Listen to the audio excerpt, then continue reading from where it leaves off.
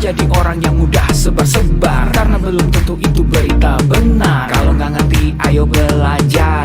Mulailah curiga jika sudah suruh-suruh. Sebarkanlah, hey, tunggu dulu. Periksalah kalimat, kok banyak tanda seru. Banyak huruf besar, mata gue jadi ngilu. Coba dicari beritanya dulu, mendingan begitu daripada keliru. Apa untungnya sebar kabar palsu, daripada nanti kamu yang malu. Cek dulu, daripada nanti kamu yang malu. Cek dulu, siapa tahu hoax. Yup. Hello,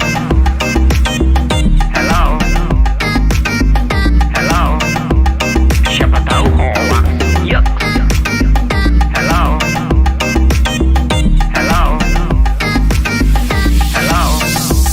siapa tahu hoax. Hoax itu konten yang negatif, tujuannya itu ya provokatif. Paling cocok buat orang yang sensitif. Kalau ke gue ya gak efektif, tapi semua suka yang positif. Misalnya video yang inspiratif, meme yang lucu, itu juga sip. Positif, kreatif, dan produktif. Coba dicari beritanya dulu, mendingan begitu daripada keliru. Apa untungnya sebar kabar palsu, daripada nanti kamu yang malu. Cek dulu, daripada nanti kamu yang malu.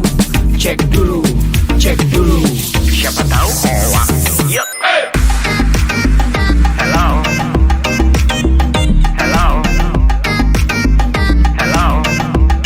siapa tahu hoax. Yup. Hello,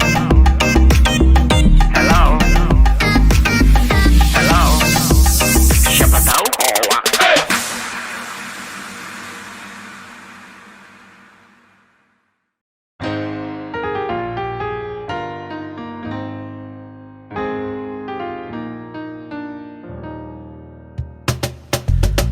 Tolong aku melolong, baca sosmed bikin aku bengong. Banyak berita isinya bohong, bikin orang jadi saling menggonggong. Seperti ada niat sebar kebencian, tanpa peduli akan ada kerugian. Seperti dapat munculnya permusuhan, karena tertipu jadi curigaan. Gue pernah baca hoax di sosmed, yang jadi merugikan tukang trompet. Katanya trompet bisa bikin kanker, trompet sih cuma bisa bikin bibir doer. Sylvester Stallone dibilang mati, Brad Pitt juga dibilang mati, Mr. Bean, Jackie Chan juga dibilang mati. Seneng banget doain orang mati. Harusnya ada etikanya bermain sosial media. Tak bisa asal mengirim tanpa dipikirin, bisa fatal akibatnya. Bersihkanlah udara kita dari kebencian. Sebarkan saja cintamu untuk Indonesia. Wahai kepada pengguna sosmed, mari bersatu sampai lengket. Jagalah persatuan, jangan lobet. Hati-hati banyak tukang copet. Hey, jangan sampai salah posting, bisa bikin orang jadi pusing. Cek dulu itu penting, jangan jadi cepat terpancing. Gue pernah takut salah minum, karena bahaya buat tulang sumsum. Hampir semua merek disebutkan, gara-gara itu gue kehausan. Gue tertipu isu PKI, katanya jutaan sudah dipersenjatai. Akibatnya gue keluar biaya, bikin persembunyian bawah tanah. Harusnya ada etikanya bermain sosial media.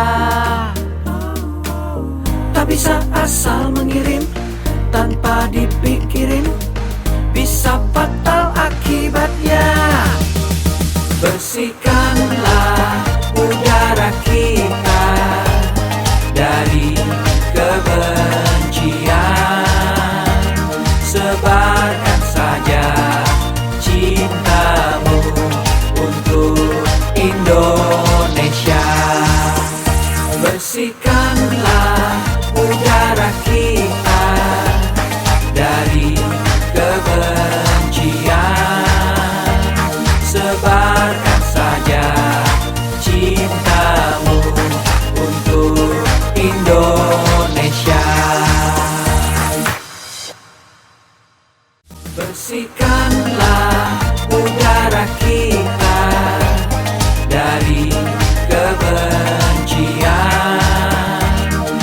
Tebarkan saja cintamu untuk Indonesia.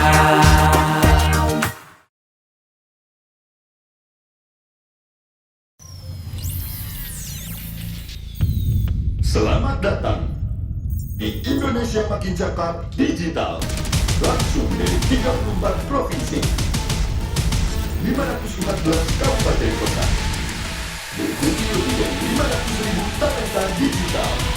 Inilah Indonesia Makin Cakap Digital.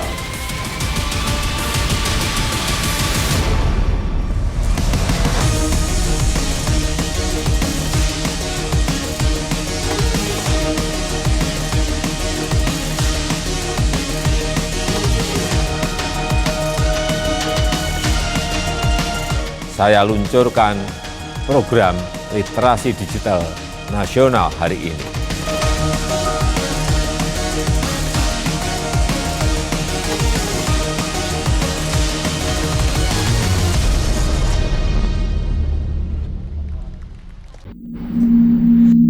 Assalamualaikum warahmatullahi wabarakatuh. Selamat pagi, salam sejahtera, salam sehat untuk kita semua. Selamat datang dalam acara Indonesia Makin Cakap Digital, bersosialisasi di ruang digital sebagai bentuk program nasional literasi digital tahun 2021.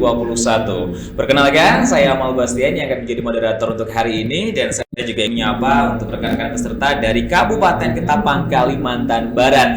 Saya pastikan hari ini kita mendapatkan banyak hal yang manfaat seputar ruang digital bersama dengan keempat narasumber yang sangat luar biasa. Namun sebelumnya, saya akan menjelaskan terlebih dahulu kepada teman-teman semua tentang latar belakang terselenggaranya acara hari ini.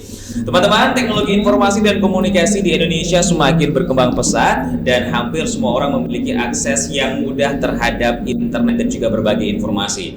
Dan hal ini dibuktikan oleh angka penetrasi pengguna internet di Indonesia yang mencapai 0,3%. Ini artinya ada 144.191.400 dari tas 196.714.070 masyarakat Indonesia telah memiliki akses internet bersumber dari APCI tahun 2020.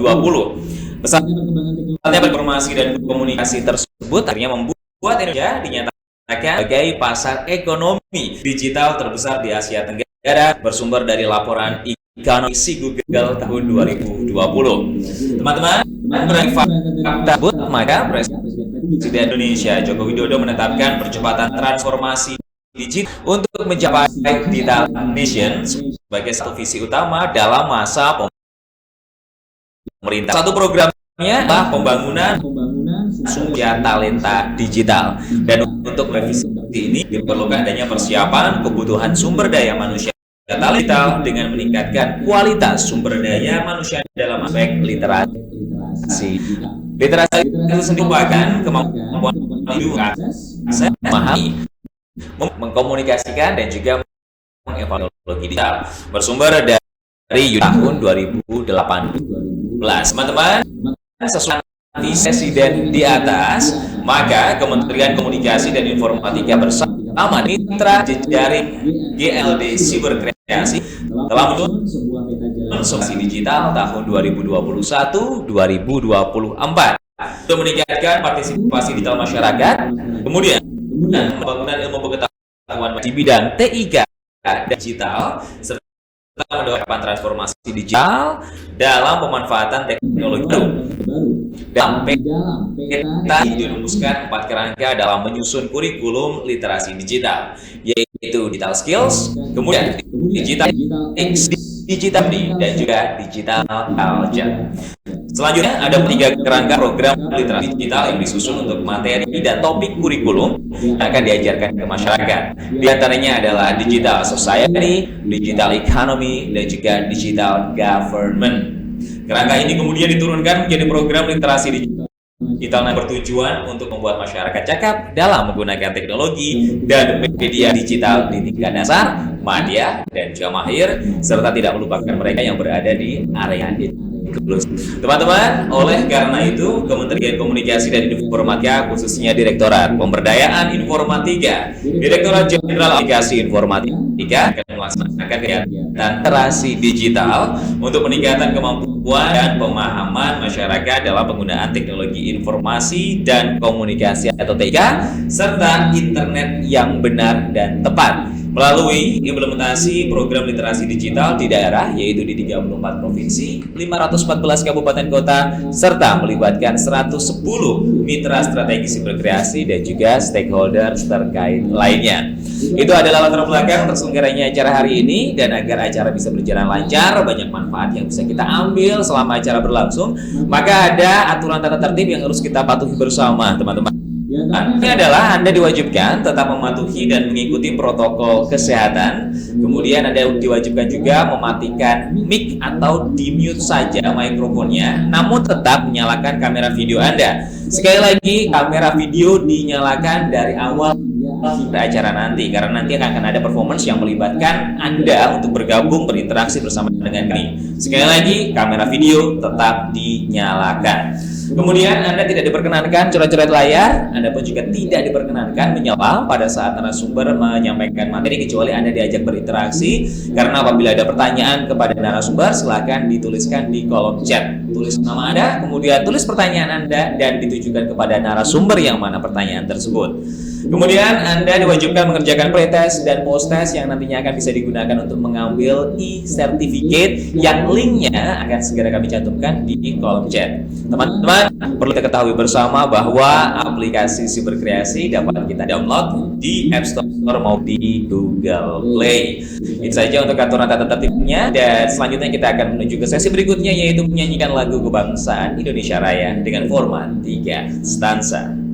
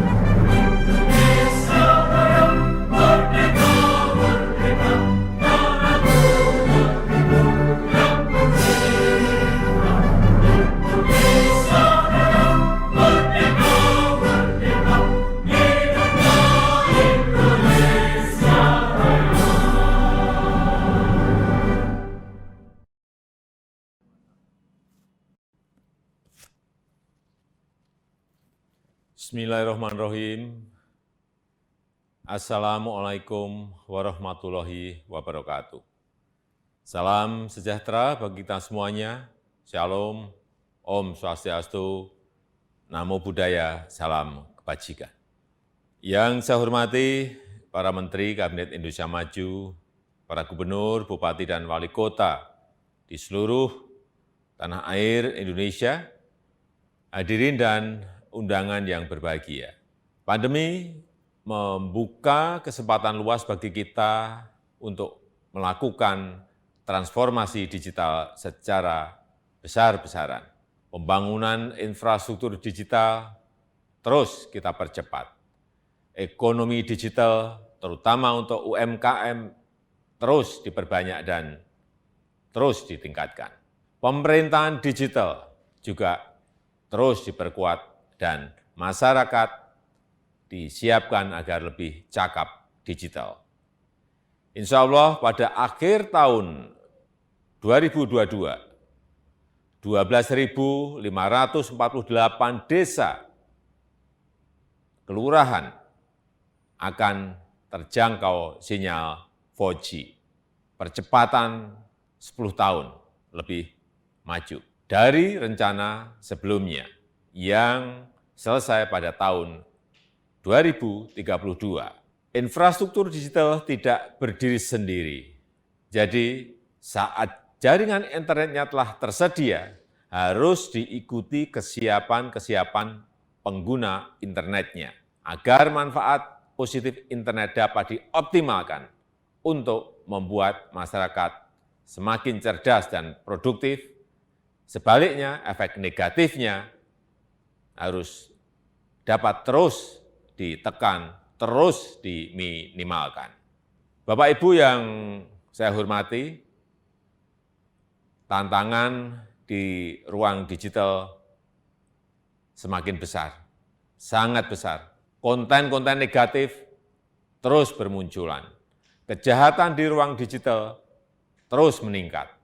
Hoax, penipuan daring, perjudian, eksploitasi seksual pada anak, perundungan siber, ujaran kebencian, radikalisme berbasis digital perlu terus diwaspadai karena mengancam persatuan dan kesatuan bangsa. Kewajiban kita bersama untuk terus meminimalkan konten negatif, membanjiri ruang digital dengan konten-konten positif, banjiri terus, isi terus dengan konten-konten positif. Kita harus tingkatkan kecakapan digital masyarakat agar mampu menciptakan lebih banyak konten kreatif yang mendidik, yang menyejukkan, yang menyerukan perdamaian. Internet harus mampu meningkatkan produktivitas masyarakat, membuat UMKM naik kelas, perbanyak UMKM onboarding ke platform e-commerce, sehingga internet bisa memberi nilai tambah ekonomi bagi seluruh lapisan masyarakat. Hadirin sekalian, literasi digital adalah kerja besar. Pemerintah tidak bisa bekerja sendirian. Perlu mendapatkan dukungan seluruh komponen bangsa agar semakin banyak masyarakat yang melek digital. Saya memberikan apresiasi kepada 110 lembaga dan berbagai komunitas yang terlibat dalam program literasi digital nasional ini. Saya harap gerakan ini menggelinding dan terus membesar, bisa mendorong berbagai inisiatif di tempat lain, melakukan kerja-kerja konkret di tengah masyarakat, agar makin cakap memanfaatkan internet untuk kegiatan edukatif dan produktif.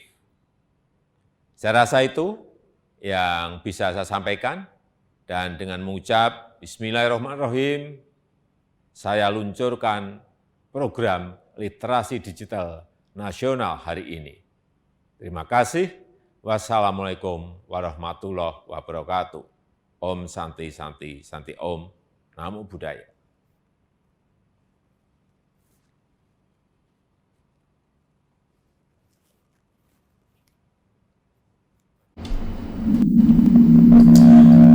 Ya, baru saja kita mendengarkan arahan dari Presiden Republik Indonesia, teman-teman, terkait dengan usaha kita yang harus bisa mensupport pemerintah untuk terus membanjiri ruang digital dengan konten-konten yang positif dan juga produktif. Berikutnya kita akan segera menyimak penyampaian keynote speech yang akan dibawakan oleh Direktur Jenderal Aplikasi Informatika, Bapak Samuel Abrijani, Penerapan BSJ. Silakan.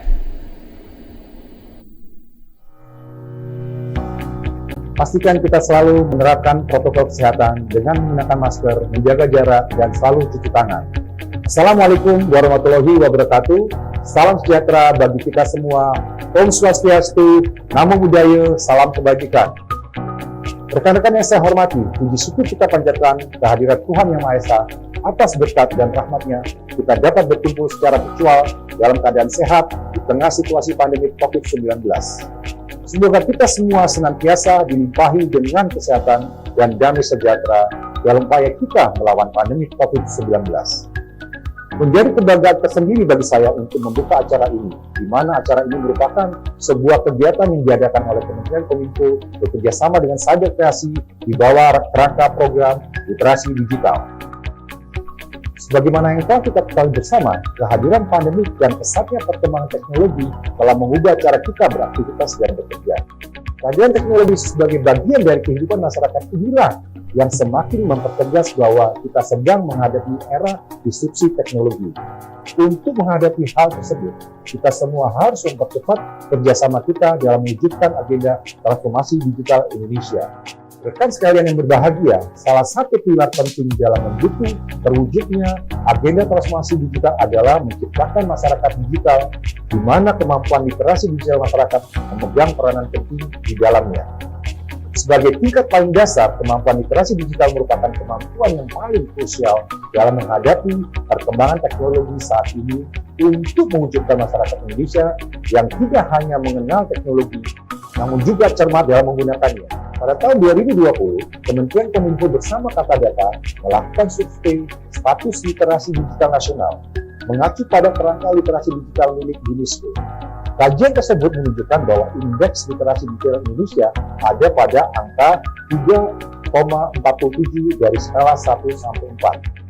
Di mana hal itu menunjukkan bahwa indeks literasi digital kita hanya ada pada sedikit di atas tingkat sedang, namun belum mencapai tingkat baik. Untuk mencapai tingkat literasi yang baik, pemerintah tidak dapat bekerja sendiri. Kementerian Kominfo bersama Cyber Kreasi dan berbagai stakeholder terus berupaya mengadakan berbagai kegiatan untuk meningkatkan kemampuan literasi digital masyarakat Indonesia, dan salah satunya adalah yang sedang rekan-rekan sekalian ikuti sekarang. Rekan-rekan yang saya hormati, dalam menghadapi perkembangan teknologi yang sangat cepat, literasi digital merupakan kunci dan fondasi utama harus kita semua miliki. Pemerintah dalam hal ini, Kementerian Kominfo, bersama dengan Cyber Kreasi berkomitmen akan terus melakukan upaya meningkatkan literasi digital masyarakat lewat berbagai macam inisiatif kegiatan.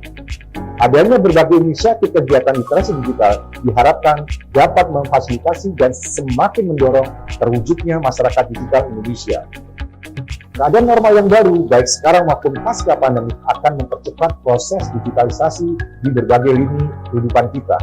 Maka dari itu, kita harus mempersiapkan SDM kita dengan keterampilan digital yang sesuai untuk menghadapi perubahan ini. Akhir kata, mari kita membawa perubahan positif untuk Indonesia yang lebih baik.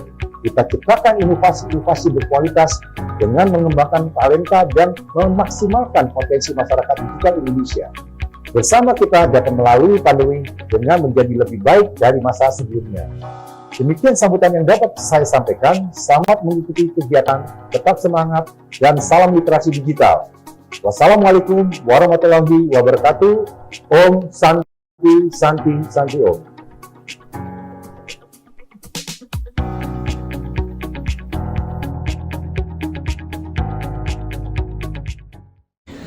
Ya, terima kasih atas sambutan dan juga dukungannya oleh Direktur Jenderal Aplikasi Informatika. Dan untuk teman-teman hari ini ada yang spesial juga bagi Anda yang sudah join di ruang virtual kami. Kita akan bagi-bagi pulsa 1 juta rupiah untuk 10 peserta yang beruntung.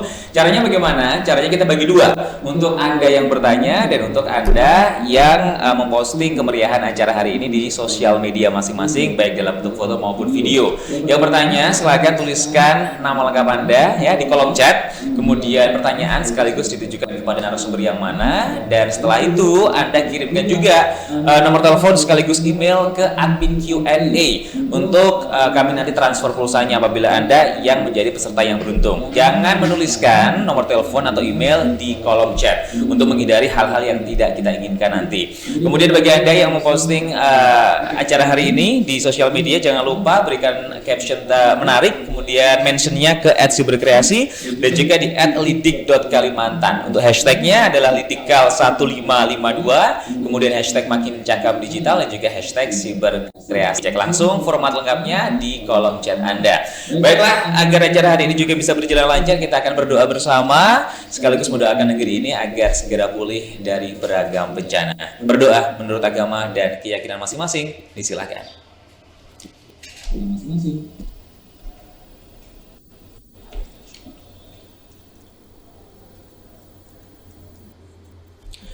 Berdoa selesai, terima kasih atas partisipasinya. Dan teman-teman, hari ini kita mengangkat tema besar yaitu bijak berdigital dengan literasi digital. Dan untuk materi pertama percakapan digital, pentingnya memiliki digital skills di masa pandemi COVID-19. Untuk materinya akan disampaikan untuk performance oleh sosok yang sangat luar biasa. Romi Rafael adalah seorang pionir hipnotism dan juga hipnoterapi di Indonesia, dan Romi Rafael ini teman-teman telah menghipnotis lebih dari 50.000 orang melalui acara TV show hipnotis dan juga hipnotis on the street. Kemudian 2005 Romi Rafael juga telah oleh penghargaan dari Muri karena telah menghipnotis lebih dari 5.000 orang di waktu dan tempat yang bersamaan. Wah, luar biasa. Dan pada tahun 2010 kemarin penghargaan dari Indonesia Book of Records juga beliau dapatkan karena telah menghipnotis lebih dari 12.000 orang di waktu dan tempat yang bersamaan. Kalau kita sambut bersama Romi Rafael. Mas Romi, silakan. Assalamualaikum, selamat pagi semuanya. Selamat pagi Master Amal, bukan Alam. Selalu salah ya. Kalau saya nyapa Master emosi. Master Amal, iya, oke. Terima kasih. Bukan Alam ya. Oke, terima kasih sudah membuka saya. Karena saya bukan disebutkan psikolog, bukan emosionis. Saya menggunakan sugesti. Kali ini saya mau Anda semuanya mengikuti arahan saya, karena sesi saya hari ini mengenai kehebatan Anda bukan kehebatan saya. Nah, sekarang kalau Anda lihat di belakang saya di sini, hal yang paling saya rindukan saat traveling, saat pandemi itu adalah traveling. Nah, ini contohnya ini. Ini kalau traveling, ini saya bawa kebetulan untuk kenang-kenangan begitu. Nah, ini nanti akan berhubungan dengan salah satu dari Anda. Nah, untuk Anda semuanya sekarang, di saat kita traveling dan saat saya kembali ke Jakarta di Bandara Soekarno-Hatta, itu tentunya uang yang dapat dari luar harus ditukarkan di money changer. Nah, hanya uang logam yang tidak bisa ditukarkan. Nah, ini kalau Anda lihat semuanya di sini, ini berhubungan dengan salah satu dari Anda nanti. Anda bisa lihat ke layar ya. Ini saya jepit di sini. Dan kenapa saya pakai dua kamera yang ini dan kamera yang ini, agar Anda bisa lihat ini nggak kemana-mana. Ini selalu di belakang saya, di sini. Oke, makanya saya pakai dua kamera. Nah, sekarang Anda semuanya sekarang lihat ke layar. Ini salah satu koin yang hasil kenang-kenangan saya bawa. Kalau Anda lihat ke layar, ini gambarnya gambar kepala. Di satu sisi gambar kepala ya, ini Presiden Kennedy di kepalanya. Sementara satu sisi gambar burung elang. Nah, nanti koinnya akan saya lempar ke udara seperti itu, lalu saya taruh di tangan saya seperti ini. Tugas Anda semua adalah menebak menggunakan intuisi Anda, apakah koinnya itu mendaratnya kepala, ya, apakah kepala atau mendaratnya itu burung elang. Nah, Anda menggunakan intuisi Anda, caranya dengan memberitahu saya. Bagaimana caranya? Kalau nanti menurut Anda kepala, Anda pegang kepala Anda. Sekarang saya mau semuanya coba pegang kepalanya. Pegang kepalanya, Bu Hasanah, Pak Sudiarto, Ariel, Akbar. Oke, itu kalau menurut Anda kepala. Kalau nanti menurut Anda ini burung elang, bentuk seperti burung elang, tangan. Semuanya bentuk. Semuanya, Ariel, Pak Sudiarto, oke. Bukan gini Pak, kalau gini cebel Pak. Tapi begini, Pak Sudiarto jangan gini ya Pak, ini cari bel namanya Pak. Ini burung elang, ini burung elang. Oke, Ariel, bener Ariel, Akbar, bener, oke. Nah sekarang, sebelum saya lempar, ini simbol dari dualisme dalam kehidupan. Ya, mewakili siang malam, benar atau tidak, berita bohong atau berita salah, gitu ya, panas dingin, pria wanita, ini mewakili dualisme. Sekarang kita tes intuisi Anda.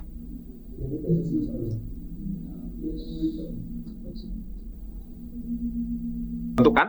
Kalau menurut Anda kepala, pegang kepala Anda. Kalau menurut Anda burung elang, bentuk tangannya seperti burung elang. Lakukan sekarang juga. Lakukan.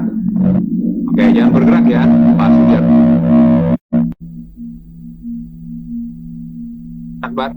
Bagus. Ibu Hasanah, maunya gimana Bu Hasanah? Tentukan pilihannya Bu. Mau menurut Ibu kepala atau burung elang? Nah, ditunjukkan ke layar Bu. Oke, jangan bergerak ya, jangan bergerak ya. Ini saya lempar ya, saya lempar ya. Oke, saya lempar ya. Nah, sekarang kita lihat apakah intuisi Anda benar atau intuisi Anda salah. Kalau intuisi Anda benar, Anda tereliminasi keluar dari ronde pertama. Sekarang kita lihat sama-sama. Dan ini adalah kepala. Kalau Anda kepala berarti intuisi Anda bagus.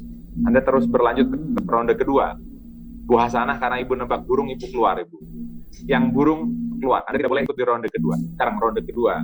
Sebelum saya lempar, pakai intuisi Anda. Menurut Anda, ini kepala lagi atau burung elang? Pakai intuisi Anda, lalu pilih. Kalau menurut Anda kepala lagi, pegang kepala Anda. Kalau menurut Anda ini burung elang, bentuk seperti burung elang. Lakukan sekarang juga. Bagus, oke. Pak Nafis tetap ya kepala, oke. Pak Sudiarto tetap kepala. Ariel kepala sekarang, oke. Yang lainnya tetap, oke, jangan bergerak ya. Ini saya lempar sekarang. Saya lempar. Sekarang kita lihat sama-sama apakah intuisi Anda betul atau salah. Dan sekarang di ronde kedua ini kepala lagi. Tuh, kepala lagi tuh kelihatannya. Kalau Anda menebak kepala lagi berarti intuisi Anda bagus. Yang nebak burung Anda keluar. Anda nggak boleh ikutan. Intuisi Anda nggak bagus. Yang ketiga, terakhir sekarang. Terakhir, karena kalau satu kali kebetulan, ini harus 3 kali berturut-turut untuk mengetahui intuisi Anda bagus atau tidak. Yang ketiga, menurut Anda apa yang ketiga? Tentukan pilihan Anda. Oke, bagus. Ada yang kepala lagi. Ariel kepala lagi, oke, Pak Nafis kepala lagi, oke, Kak Admin kepala lagi, Kak Admin nggak dikasih nama ya, oke, Naswa kepala terus, oke, ya, oke, ini saya lempar ya sekarang ya, kita tes intuisi Anda, oke, kita tes, nah kita tes ya, sama, sekarang ini ternyata kepala lagi, berarti intuisi Anda bagus. Kalau Anda betul 3 kali berturut-turut, tepuk tangan dulu untuk Anda, intuisi Anda bagus sekali. Tetap pegang kepala, tadi benar ada Ariel, ada Pak Nafis, ada Pak Sudiarto, ada Kakak Admin. Oke, yang kepala tetap pegang kepalanya tadi, siapa? Oke, saya mau lihat ya, siapa yang intuisinya bagus. Oke, saya minta operator, Mbak Aurora, tolong di spotlight Pak Sudiarto dari SMKN 5 Jember. Pak Sudiarto, dan bersama dengan yang kamera ini. Jadi sekarang teman-teman akan lihat tiga kamera. Kalau pakai laptop ya, akan kelihatan Pak Sudiarto SMKN 5 Jember, table view saya, sama Romi Rafael yang ini. Nah, kenapa saya pakai 2 kamera? Agar Anda bisa lihat tidak ada seorang pun yang mengganti ini semuanya. Pak Sudiarto, sekarang boleh buka mikrofonnya Pak, saya mau ngobrol sama Bapak. Halo Pak, Assalamualaikum. Oh iya, sebentar Pak, belum dibuka sama operator nih Pak, mikrofonnya. Teman-teman operator tunggu ya Pak, sabar. Oke. Halo Pak, nah ini udah dibuka. Halo Pak, Assalamualaikum Pak. Waalaikumsalam warahmatullahi wabarakatuh. Wah, dari Jember ya Pak. Jember mana Pak? Utara, selatan, atau mana Pak? Jember Barat. Oh, Jember Barat. Oke. Nah sekarang Bapak, boleh Bapak lihat sekarang ini saya tunjukkan ya. Nih, ini nggak kemana-mana. Ya, kelihatan ya Pak yang warna kuning ya. Bapak boleh lihat ke layar sekarang. Nah, ini gambarnya Bapak bisa lihat ya. Nah, ini gambar keselamatan pesawat. Dan ini saya buka lagi. Nah, ini bisa lihat Pak, ini gambar pesawatnya Pak. Kelihatan ya Pak? Kelihatan ya, ini saya tutup lagi. Nah, ini saya tutup lagi. Nah, sekarang Pak Sudiarto. ini boarding pass-nya Pak. Jadi selama saya traveling bertahun-tahun, saya kumpulin juga boarding pass-nya, nggak pernah saya buang. Teman-teman bisa lihat ya. Dan ini saya tunjukin ke arah yang ini semuanya berbeda. Bapak bisa lihat ya, ini dari Sydney. Bapak kelihatan nggak Pak dari Sydney Pak? Oh ya, kelihatan. Oke, tempat duduknya di 5A. Kelihatan Pak? Ya, kelihatan. Oke. Yang berikutnya, ini dari Roma. Kelihatan ya Pak? Ya, kelihatan. Tempat duduknya di 27E. Ya. Oke, berikutnya ini dari Madrid, dari Spanyol, Pak. Ya. Tempat duduknya di 8B. Nah, berikutnya ini dari Bangkok. Tempat duduknya di 4B. Oke.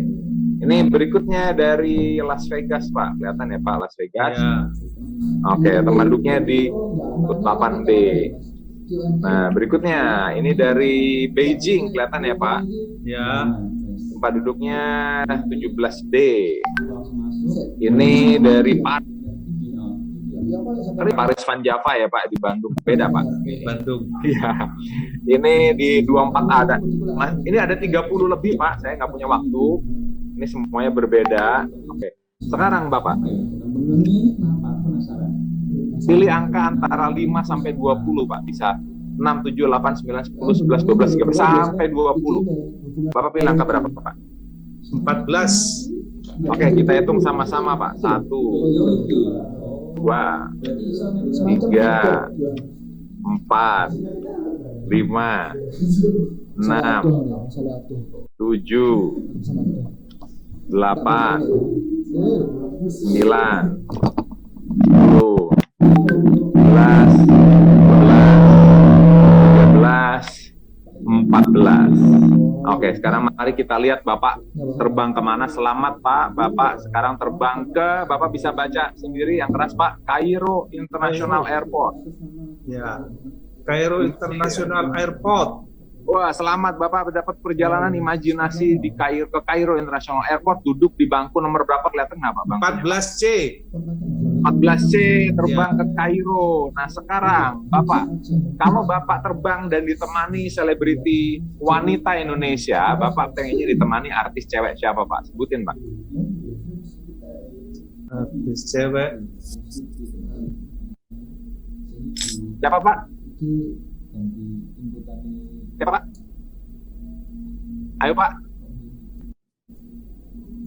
Halo Pak. Kalau yang cewek Siapa, Pak? boleh. Loh kan ini Oh ya, imajinasi. Iya, iya, gimana sih Pak? Ya, artis cewek wanita Indonesia siapa Pak? Artis cewek Rafika Duri. Waduh, zaman dulu banget saya masih Zaman Duri ya Pak. Waduh, lagunya pasti ngehit Rafika Duri. Mudah-mudahan Rafika Durinya Pak. Sekarang Pak, berapa hari Pak sama Rafika Duri Pak? 2 hari. 2 hari, ya perjalanannya aja sehari Pak. Masa ke Mesir cuma datang pulang lagi Pak? 5 hari. Berapa hari Pak? 5 hari. 5 hari. 5 hari. 5 hari. Nah, oke. 5 hari ya Pak? Ya. Oke. Kalau Bapak bawa 1 koper isi uang berapa dolar Bapak bawa? $1.000. Mau dibikin ganjil nggak Pak? Biar nggak standar gitu Pak. Karena kebanyakan orang bilang $1.000 gitu loh Pak. Berapa Pak? $13.000. Wah mantep, 5 hari $13.000 bersama Rafika Duri. Nah mudah-mudahan Rafika Durinya lihat ya Pak ya. Nah sekarang Pak, amin, oh diaminin. Oke Pak, sekarang Pak, kalau pergi terbang, tentunya kan perjalanannya bukan 2 jam karena ke Kairo Mesir ya Pak ya. Pilihannya cuma 3 Pak, kalau nggak makan, kalau nggak tidur, kalau nggak nonton. Nah, kan perjalanan panjang Pak ke Kairo, mungkin di atas 10 jam kali ya. Nah, sekarang kita pilihkan film secara acak Bapak. Nah, kalau Bapak lihat di sini, ini Bapak. Nah, ini film-film ini Pak, Bapak bisa lihat ya di sini ya. Ini semuanya beda-beda Pak. Ada film Aladdin, ada film Star Wars, ada film Toy Story. Ini semua film beda-beda ya Pak. Nah sekarang Pak, ini saya taruh di sini nih biar bisa dilihat ya. filmnya Indiana Jones.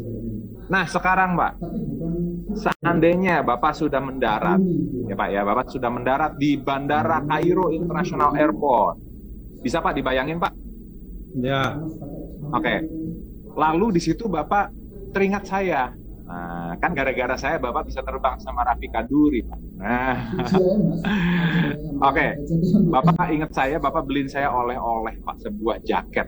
Nah, karena Bapak nggak mau ngoleh-ngolehin saya barang yang mahal-mahal, adanya barang diskonan, Pak. Nah, menurut Bapak, diskonnya berapa persen, Pak? Kalau kelipatan 5%, 10, 15, 20, 25, 30, 35, 40, 45, 50, 55. Kira-kira Bapak beliin saya jaket itu diskonan berapa persen, Pak? 10%. 10%. Oke. Nah, lalu Bapak bayangkan, Bapak lihat label harganya, itu harganya berapa dolar, Pak? 1.300. Wih, jaketnya mahal banget, Pak. 1.300 dolar, Pak. Yakin, Pak? Ya. Wih, 1.300 dolar, diskon cuma 10%. Waduh, saya jadi tersanjung, Pak. Berarti harganya 1.300 dolar, dibayar diskon 10%. Akhirnya Bapak simpen tuh. Nah, akhirnya Bapak liburan tadi berapa hari, Pak, sama Rafika Duri, Pak? Masih ingat, Pak? 5 hari. 5 hari. Setelah 5 hari berlalu, Bapak pulang ke Indonesia, ke Jember. Sampai Jember, jaketnya dikirim ke Jakarta buat saya. Saking buru-burunya, Bapak lupa nyopot harganya. Nah, saking buru-burunya nih, Bapak lupa nyopot harganya. Nah, sekarang Pak, sampai Jakarta, akhirnya saya telepon Bapak. Bapak terima kasih, udah terima, oleh-olehnya sudah terima. Nah, sekarang Pak, kalau Bapak lihat di sini, dari tadi kan ini nggak kemana-mana ya Pak? Kelihatan ya Pak? Iya, iya. Oke, ini dari tadi nggak kemana-mana, filmnya adalah Indiana Jones. Nah, sekarang kita lihat ini saya copot untuk pertama kalinya, dan ini saya taruh. Nah, sekarang kita lihat sama-sama. Mudah-mudahan nggak kelihatan ya. Mudah-mudahan kelihatan, Pak. Fokus ke kamera ini saja. Nih Pak, kebaca Pak. Kebaca Pak? Belum, terlalu kecil. Oke, menurut intuisi saya, kelihatan Pak? Ya. Menurut intuisi saya, baca ya Pak ya? Ya. Menurut intuisi saya, nanti seorang pria memakai kacamata. Bapak pakai kacamata ya sekarang? Oh ya, betul. Oke, nanti seorang pria memakai kacamata, berkumis. Bapak berkumis ya Pak? Oh iya. Oke, berkumis, memakai baju coklat. Bapak baju coklat ya? Ya, coklat candy. Oke, akan pergi ke Kairo, duduk di 14C sambil nonton film Indiana Jones. Nah, ini menurut intuisi saya nih Pak. Berarti benar ya Pak, Bapak perginya sama semua dengan intuisi saya. Nah, sekarang ini saya tempelin di sini. Nah, ini saya tempelin di sini. Nah, sekarang Bapak masih ingat nggak tadi Bapak perginya sama siapa Pak? Masih ingat nggak Pak? Sama Rafika Duri. Oke, kalau Bapak lihat kamera zoom saya kan sebatas segini aja ya Pak ya, kelihatan nggak? Ya. Bapak lihat nggak ini ada resleting jaket saya? Ya, betul. Oke, ini saya turunin ya Pak. Nah, di sini kalau Bapak lihat di sini, ini di dalam jaket saya sini, itu ada catatan saya Pak. Nah, saya tunjukin ya Pak. Saya buka untuk Bapak. Nah, ini saya tunjukin pelan-pelan ya Pak. Saya tunjukin ke kamera ini Pak. Ini bisa lihat teman-teman. Dan menurut intuisi saya, Anda pergi sama Rafika Duri selama 5 hari dan bawa uang $13.000. Semoga intuisi saya benar. Nah, Bapak tadi emang ngefans Rafika Duri, Pak? Oh iya. Oh, oke. Nah, sekarang di sini Bapak, ini saya tutup. Bapak masih ingat nggak Bapak oleh-olehin saya? Jaket. Nah, ini iya. Diskonnya 10%. Masih ingat kan Bapak kan kirim ke saya ke Jakarta lupa copot harganya. Nah, kalau Bapak lihat di sini, kamera saya kan segini nggak kemana-mana dari tadi. Ini saya turunin, saya buka. Nah, di sini ada label harganya nih Pak. Berapa persen Pak diskonnya Pak? 10%. Kalau dilihat di sini, berapa persen ini Pak? Oh iya, 10%. Harganya berapa tadi? $1.300. $1.300. Terima kasih oleh-olehnya Pak. Mudah-mudahan Terima berkesan kasih hiburannya kembali. sama Rafika Duri. Nah, Amin. sebelum saya kembalikan ke Master Seremoni Kak Amal Bastian, sekarang saya akan tutup dengan pesan sederhana. Bayangkan hanya lewat Zoom saya bisa mengarahkan opini dan pendapat seseorang yang jauh di Jember di sana. Nah, bayangkan kalau Anda tidak melek digital, tentunya Anda akan rentan dari manipulasi pihak luar untuk menggiring opini dan pendapat Anda. Kebalikannya, kalau Anda melek digital, Anda dapat mengangkat kehidupan Anda, apalagi di era pandemi ini. Nah, terima kasih Bapak atas eksperimennya di sini. Mudah-mudahan suatu saat terkabul dengan Rafika Durinya. Jangan lupa Amin. oleh saya. Dan sekarang saya kembalikan ke Master Seremoni kita, Kak Amal. Wow, keren. Mas Robi, terima kasih banyak.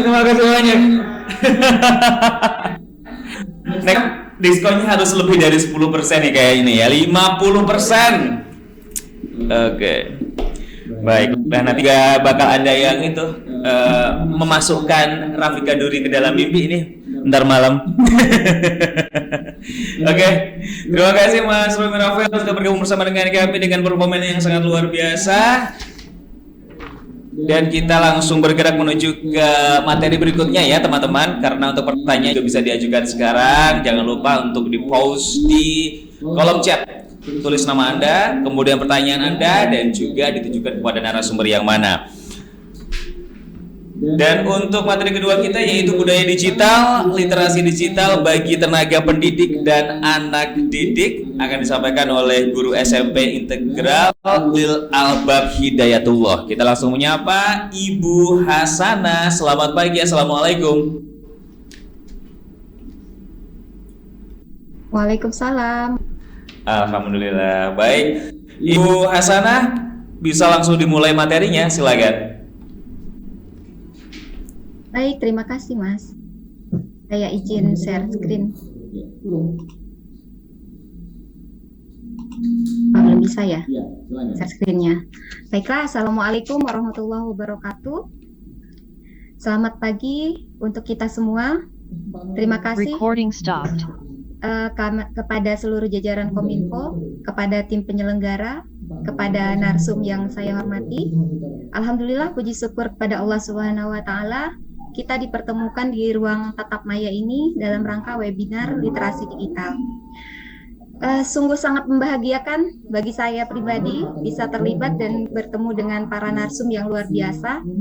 Tidak pernah terbayangkan sebelumnya bisa bertemu dengan Mas Romi Rafael dalam satu ruangan bersama, meskipun ruangan maya, dan satu kebanggaan tersendiri bagi saya seorang guru dari daerah pedalaman ini.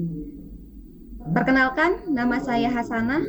Saya sehari-hari mengajar di SMP Integral Lil Albab Kabupaten Ketapang, dan saya juga aktif di pendidikan non formal. Para narasumber dan peserta webinar yang berbahagia, kali ini saya diberikan kesempatan untuk memberikan materi literasi digital bagi anak dan bagi pendidik di era digital dalam kacamata saya sebagai seorang guru. Izin share screen.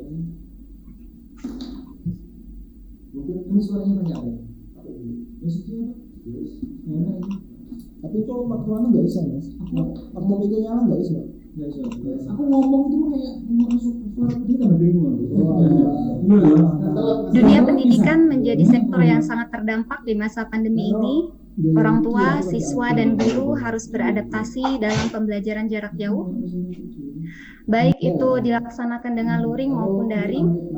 kondisi ini mau tidak mau mendorong kita sebagai guru, orang tua, dan siswa beradaptasi dengan teknologi. Dalam menghadapi pembelajaran jarak jauh di masa pandemi, guru maupun orang tua itu perlu memiliki satu pemahaman dengan literasi digital. Karena dekatnya anak-anak dengan media sosial ini rentan terhadap pengaruh negatif dari media sosial itu sendiri. Dengan pemahaman literasi digital juga bisa mencegah terjadinya penipuan di dunia digital. Inilah yang perlu diedukasi kepada anak-anak kita semua. Untuk di awal ini, saya akan sampaikan 3 pendapat tentang apa itu literasi digital. Literasi digital menurut Paul Gilser merupakan kemampuan untuk memahami dan menggunakan informasi dalam berbagai bentuk dari berbagai sumber yang sangat luas yang diakses melalui piranti komputer. Kemudian menurut Baweda, beliau menyampaikan bahwasannya literasi digital ini adalah keterampilan teknis mengakses, merangkai, memahami, dan menyebarluaskan informasi. Kemudian menurut pendapat Devri Suherdi, dalam bukunya ini, bahwasannya literasi digital merupakan pengetahuan serta kecakapan penggunaan dalam memanfaatkan media digital seperti alat komunikasi, jaringan internet, dan lain sebagainya. Bisa saya simpulkan bahwasannya literasi digital itu adalah pengetahuan, kemampuan mengakses, dan kemampuan memanfaatkan. Pengetahuan di sini artinya seorang kita, baik itu sebagai guru maupun anak didik atau peserta didik maupun orang tua dan masyarakat, bahwasanya pemahaman dasar dimaksud pengetahuan ini yakni pemahaman dasar mengenai apa itu digital, media digital, kemudian konten digital, dan lain-lain yang berkaitan dengan digital. Kemudian kemampuan mengakses artinya kemampuan mengakses perangkat digital, dalam hal ini kemampuan masyarakat untuk memiliki perangkat digital, kemudian kemampuan mengakses konten digital, kemudian hal ini juga berkaitan erat dengan ketersediaan jaringan internet. Kemudian hal yang ketiga, seorang itu dikatakan sudah mampu atau memiliki literasi digital ketika dia mampu menggunakan media dan perangkat digital secara bijak dalam menunjang aktivitas kesehariannya. Apa pentingnya literasi digital bagi pendidik dan anak didik? Nah, literasi digital ini adalah kompetensi yang harus dimiliki oleh pendidik, guru, dan anak. Terutama kita seorang guru, kita selayaknya saat ini memiliki kemampuan literasi digital sebagai kompetensi yang harus dimiliki menjelang ketika berada di abad 21. Kemudian dengan literasi digital yang baik, maka kita seorang guru mampu merancang dan melaksanakan pembelajaran menyenangkan.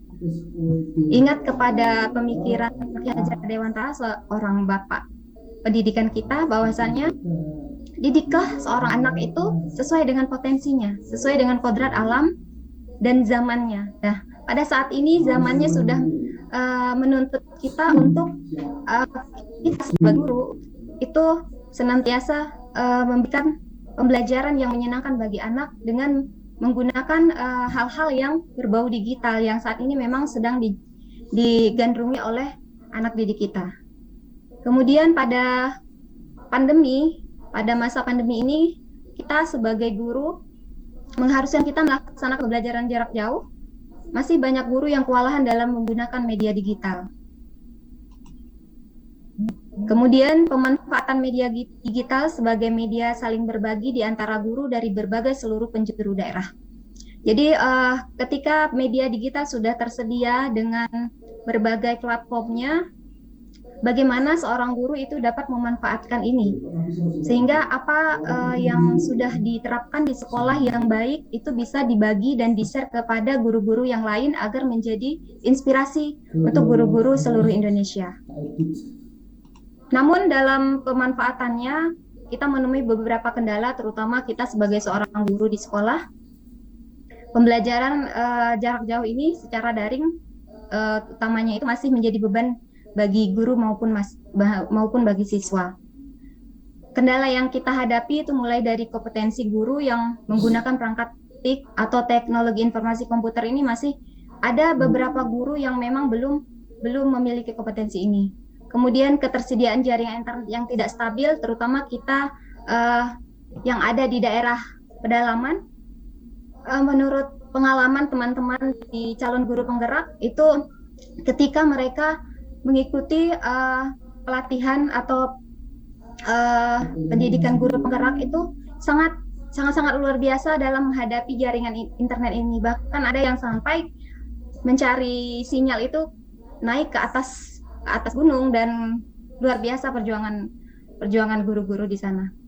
Kemudian kepemilikan sarana belajar berupa gadget oleh para siswa juga ini keterbatasan bagi siswa-siswa yang memang mereka punya kemampuan ekonomi yang rendah. Apa sih solusinya bagi kita, bagi guru, ataupun bagi orang tua dalam menghadapi media digital saat ini, era digital saat ini? Yang pertama, guru itu harus senantiasa belajar dan menghadirkan inovasi. Kemudian memanfaatkan fasilitas digital yang sudah ada. Jadi pemerintah ini sebenarnya sudah luar biasa menyediakan fasilitas digital yang mudah kita akses. Bisa dari rumah belajar, setara daring ini untuk saudara-saudara kita yang di non-formal, pendidikan non-formal. Kemudian guru bisa mengikuti berbagai macam kegiatan berkaitan digital secara online yang mudah diikuti. Nah, pada masa sekarang ini kan sudah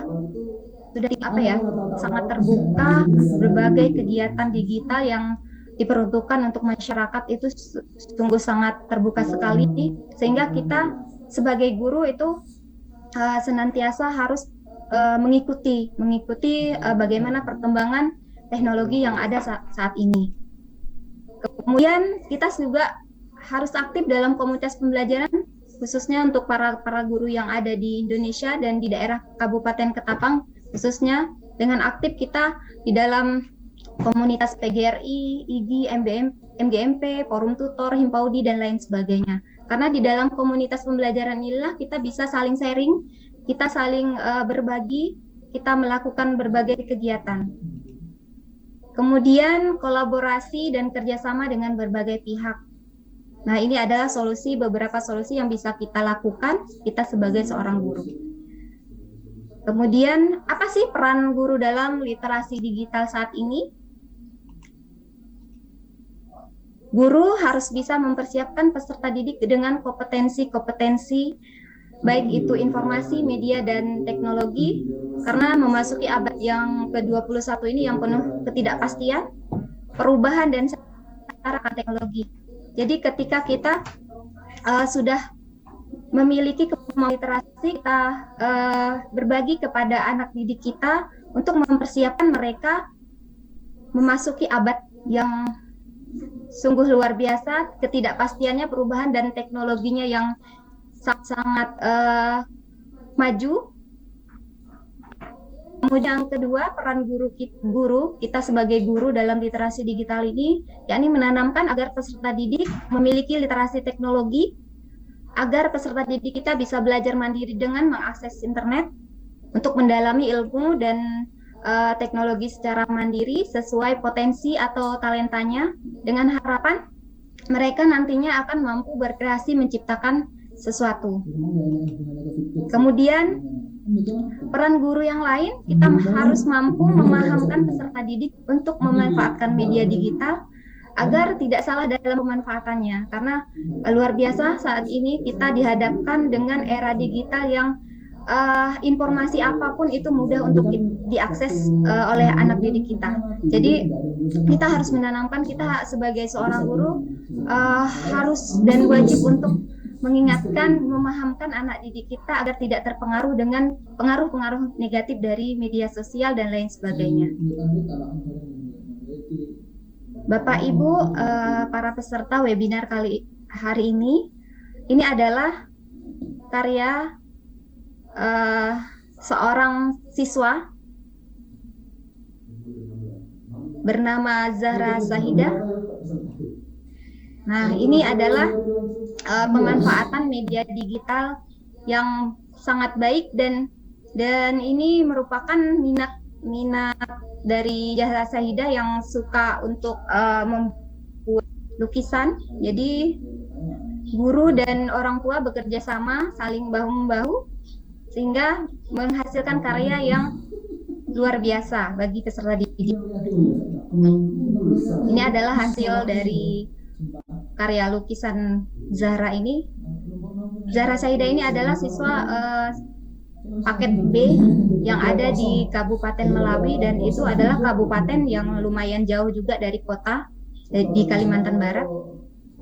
Dan ini beliau ini menempuh pendidikan di sekolah non formal.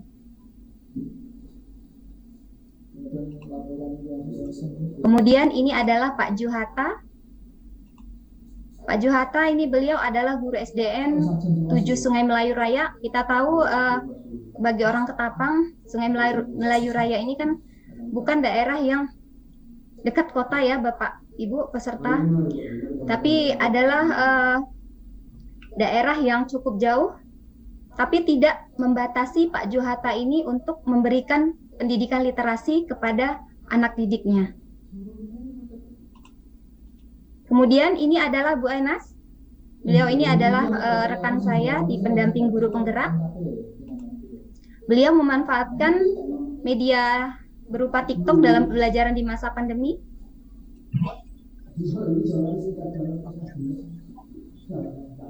Kebetulan beliau ini adalah seorang guru bahasa Inggris di sekolah di SMA Negeri 1 Laut.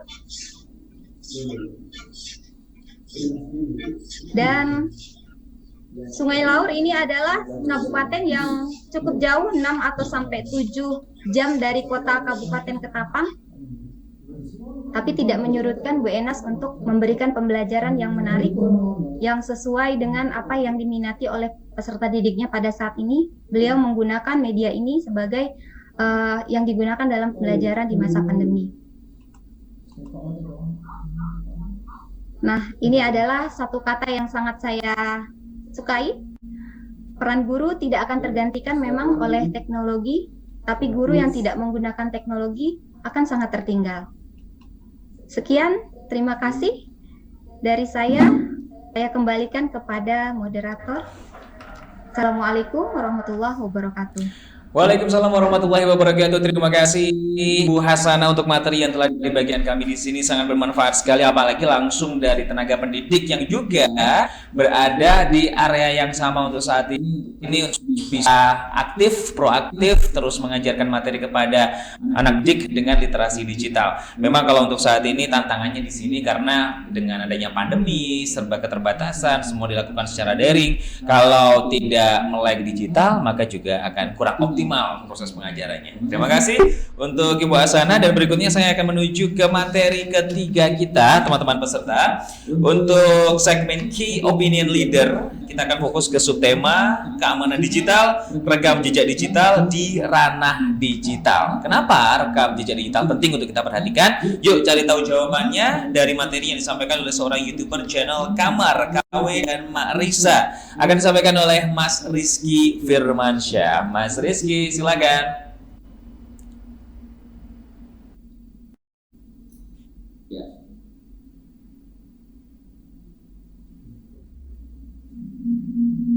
Mas Rizky, untuk suaranya bisa, mikrofonnya bisa di-unmute terlebih dahulu, Mas.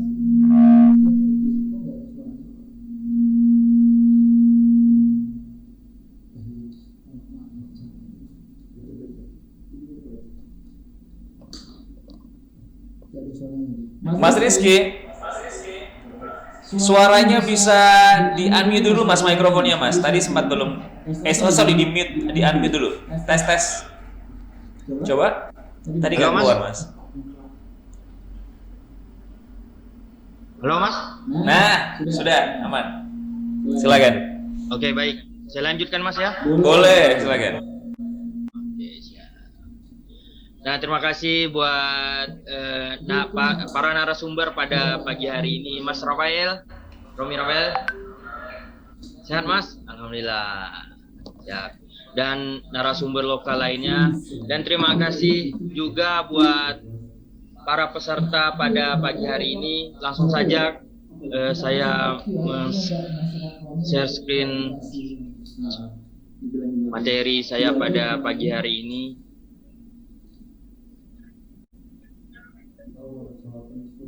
Kalau usah Mas, ini nggak usah jawab pertanyaan. Langsung foto pas selesai Mas. Foto.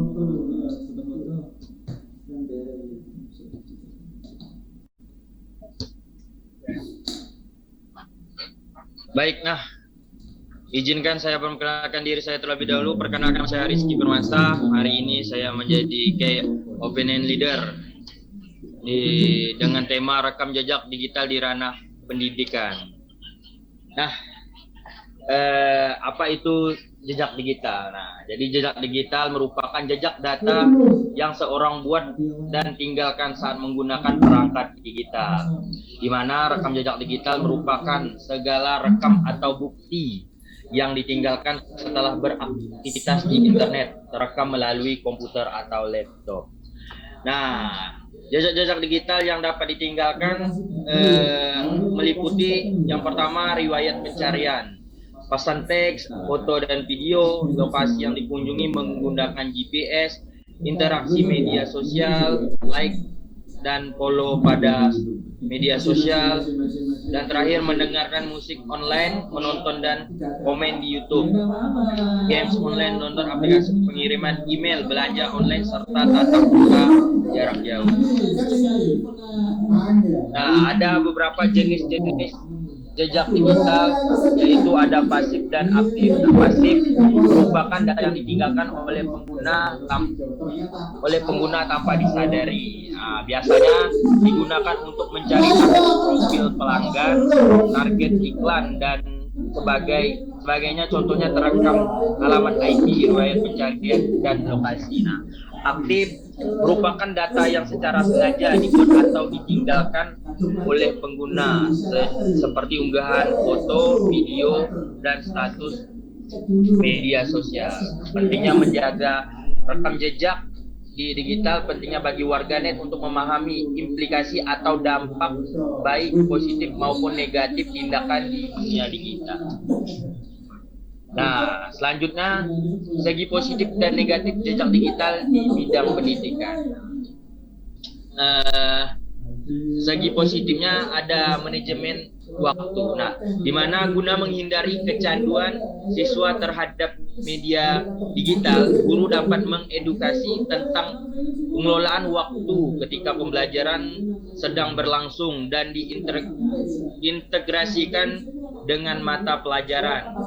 Hal tersebut bisa dilakukan secara tematik maupun melalui olahraga dan seni budaya dan keterampilan. Yang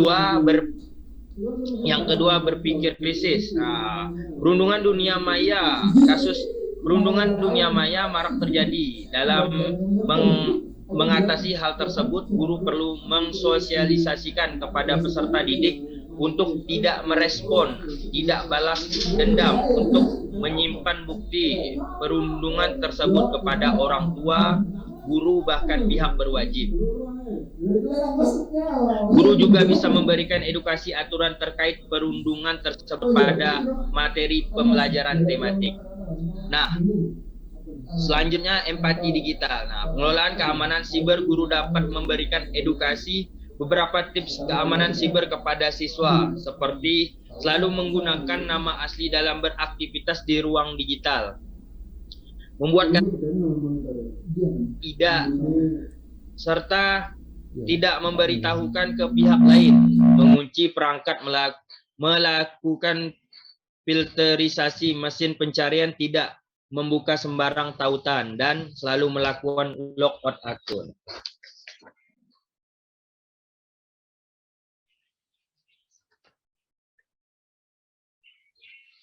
Nah, dari segi negatif, sisi negatif.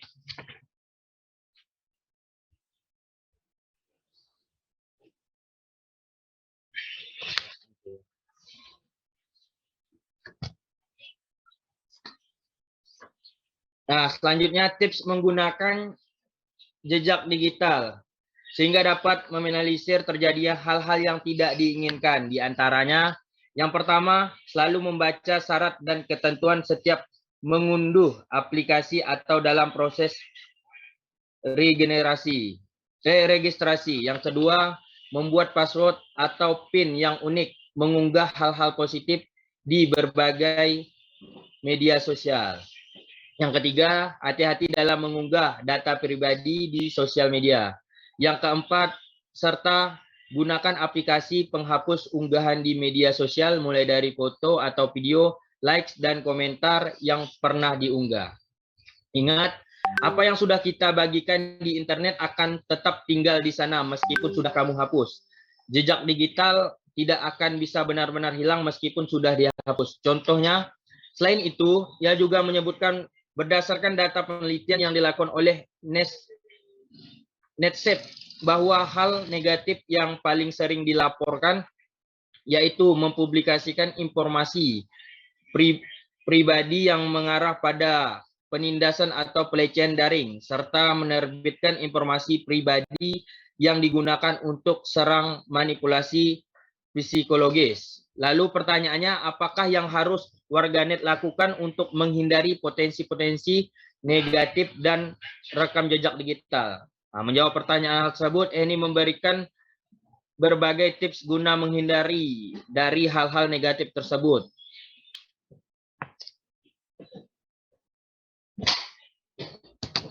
Kita bisa merancang jejak digital yang baik seperti meninggalkan catatan karya atau prestasi di berbagai platform digital. Harapannya ketika seorang mengetikkan nama kita di mesin pencarian, maka seluruh karya berkualitas yang pernah kita buat bermunculan dan menjadi catatan baik, jawabnya. Nah, selain itu, warganet menurutnya harus berhati-hati dalam melakukan aktivitas di internet.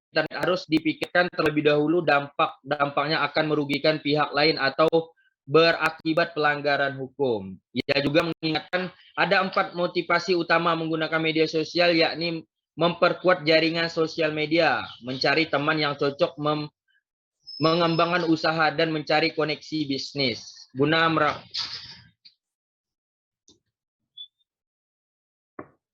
merawat jejak digital, pengurus siberkreasi itu memberikan beberapa tips seperti yang pertama, cari tahu terlebih dahulu jejak digital yang kita miliki. Atur privasi jika perangkat kita hal-hal yang tidak diinginkan dilihat orang, silahkan buat verifikasi.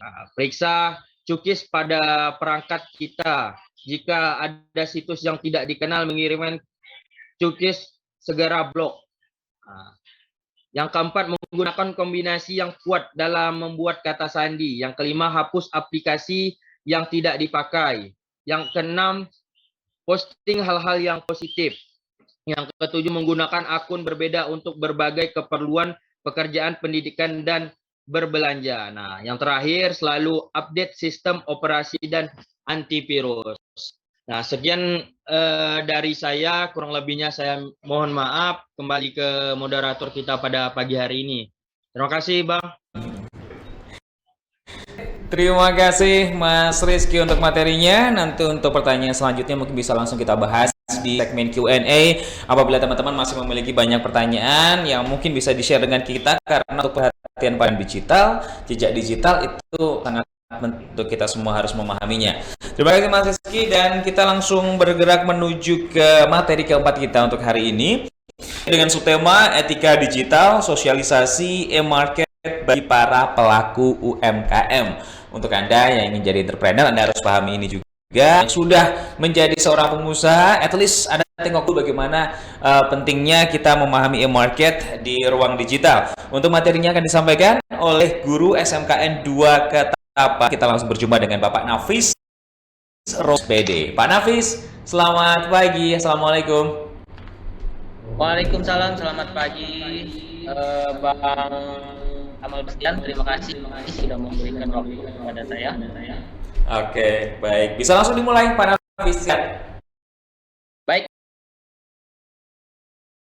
Pertama-tama, saya ucapkan terima kasih kepada pihak Kominfo yang telah menyelenggarakan literasi digital ini. Kemudian semua narasumber termasuk Bang Romi Rafael, jadi saya panggil abang aja, yang sudah mensugesti kita semua, Bang. Saya menjadi bersemangat setelah mendengarkan sugesti abang tadi. Kemudian siswa dan siswiku yang saya banggakan yang sudah tergabung di Zoom Meet kali ini, saya minta waktunya sebentar. Tidak lupa juga kita sampaikan puji dan syukur kita kehadirat Allah Subhanahu wa taala, Tuhan Yang Maha Esa, karena kita sampai saat ini masih diberikan kesehatan. Karena kita tahu di masa pandemi yang rentan dengan penyakit, kita masih diberikan kenikmatan sehat, karena kenikmatan sehat ini adalah nikmat yang luar biasa, karena dengan sehat kita bisa merasakan nikmat-nikmat yang lainnya. Baik, mungkin itu saja pembukaan dari saya. Saya akan berikan materi.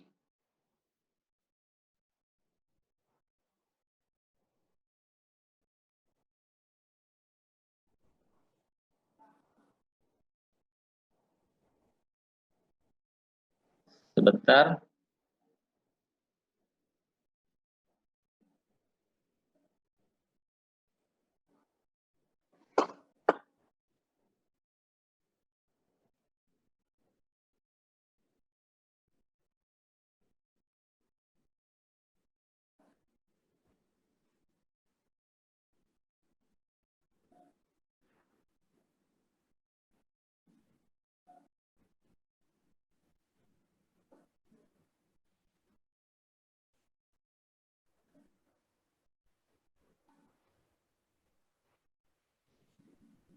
Pada kesempatan kali ini saya dikasih kesempatan oleh panitia pelaksana untuk menyampaikan tentang materi digital marketing berkenaan dengan social e-market bagi para pelaku UMKM.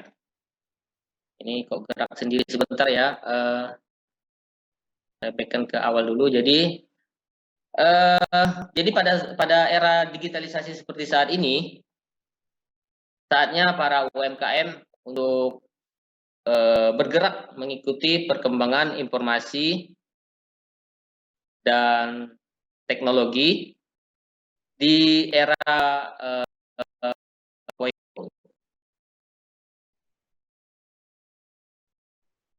Oke, ini adalah CV saya. Saya merupakan salah satu pengajar di SMK Negeri di Kabupaten Ketapang yang mengajar di jurusan teknik dan bisnis sepeda motor. Kemudian saya merupakan salah satu kepala program yang menaungi 2 program di SMK Negeri 2 Ketapang, yaitu teknik kendaraan ringan otomotif, yaitu khusus mempelajari tentang mobil dan teknik bisnis sepeda motor. Kontak person saya itu sudah tertera di layar dan sosial media, Facebook dan Instagram. Kemudian skill yang saya miliki adalah teknisi sepeda motor, kemudian owner bengkel sepeda motor online bernama Service Station, kemudian asesor metodologi BNSP untuk perawatan berkala sepeda motor, dan guru profesi jurusan TBSM. Dimulai karir saya pada tahun 2009.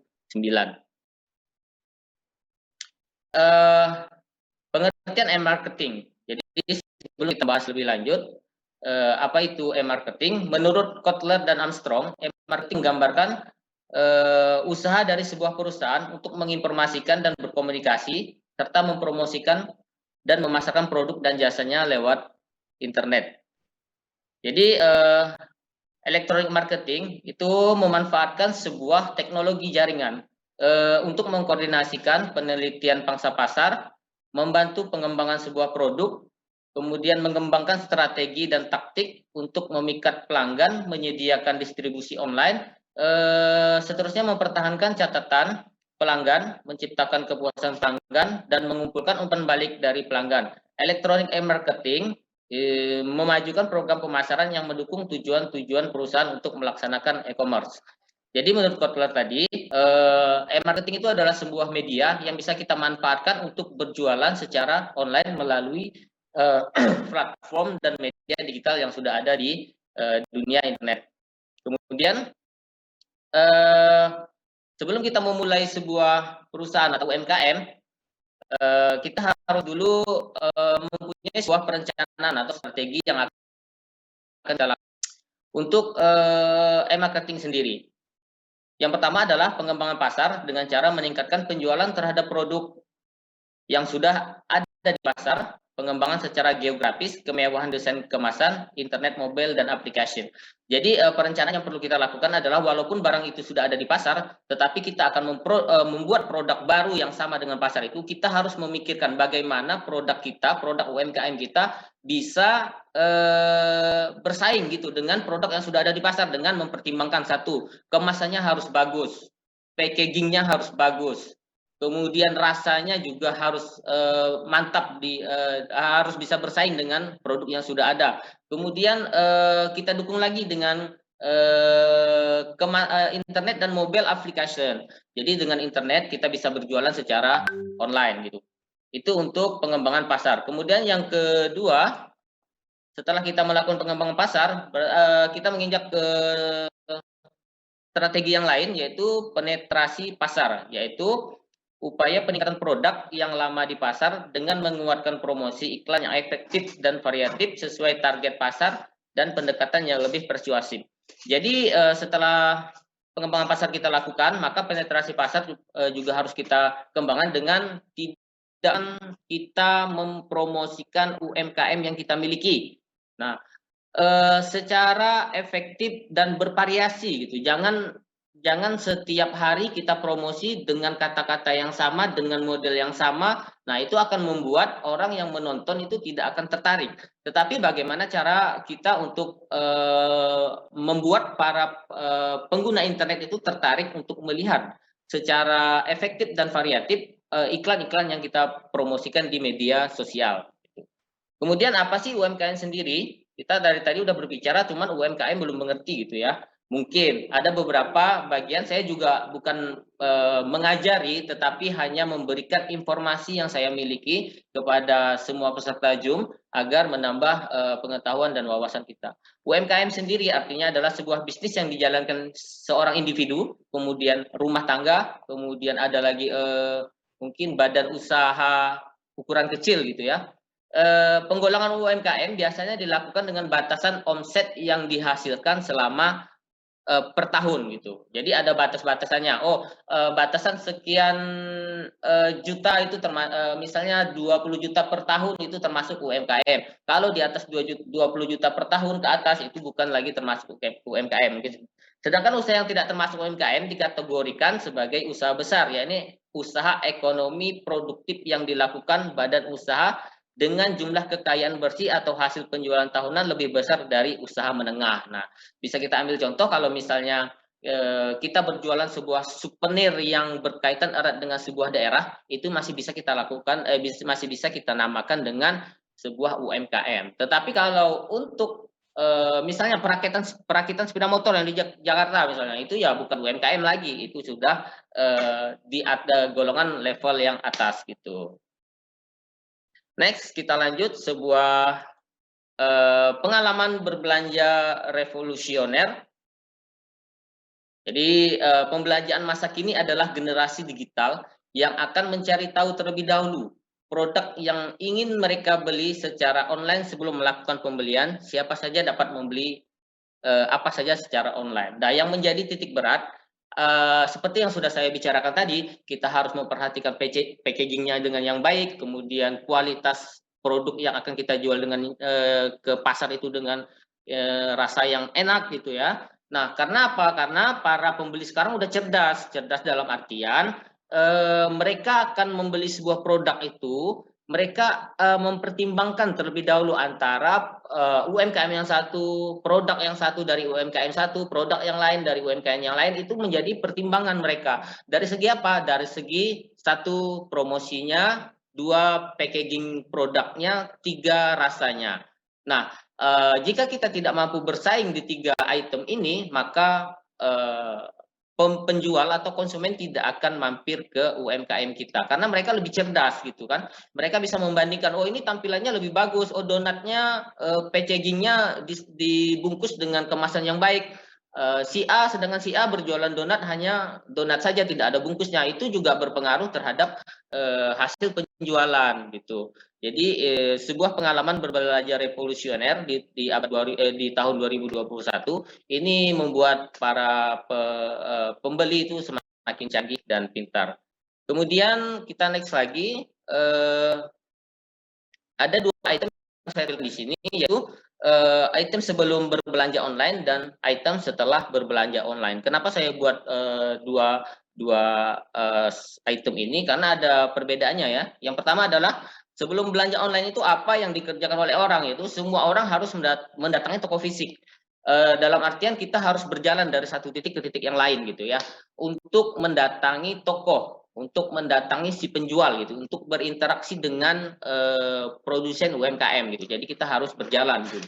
Kemudian yang kedua, orang dengan kesulitan akses mobilitas tidak dapat belanja akibat tidak ada kendaraan, akibat toko dengan rumahnya jauh, mereka tidak bisa berbelanja. Kemudian orang yang dapat membeli barang yang tersedia orang hanya dapat membeli barang hanya yang tersedia di lokasi tersebut. Kita tidak bisa membeli barang apabila kita tidak berada di lokasi tersebut, begitu. Nah, setelah berkembangnya teknologi, muncullah dunia digital yang membuat sistem perbelanjaan kita itu menjadi sistem online yang meliputi semua orang dapat belanja